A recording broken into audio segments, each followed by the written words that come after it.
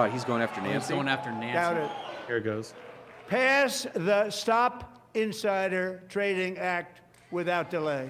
Is he talking about Nancy You're Pelosi? in not even the ranking. She's not even the ranking member That's anymore. insane. You are in control of it. But he has to attack a woman. I know. He has to attack a woman.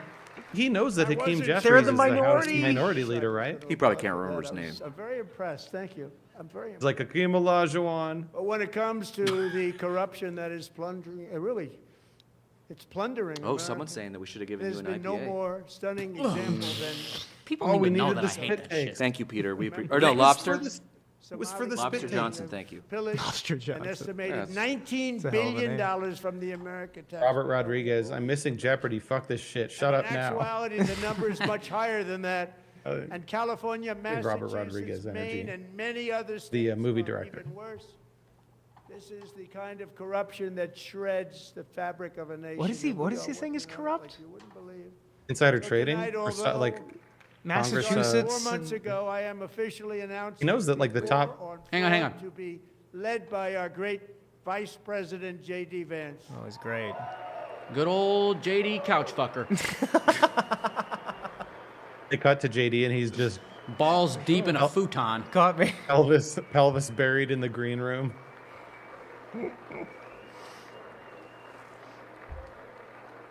Oh, they were delayed. There's some really funny He'll get it reactions that done. we are like, what? Find enough of that fraud, we will actually have a balanced budget overnight. It'll go very quickly. What? I would bet a Balanced I would bet budget? $1,000 fucking $2 dollars. trillion away I from will that. put almost $1,000 everything I fucking have dollars. on that not happening. Ransacked Minnesota. So the last fiscal year, the deficit was 1.8 trillion. This fiscal year is tracking to 1.9 trillion. Nuts. I would bet One every dollar. year. I'm with you, Tim. I would bet every dollar I have. If Yeah, you me too. balance the budget right now, the economy would actually Unrestricted collapse. Yeah, immigration it would. and open borders. Because the cuts that you would have to make would be so devastating.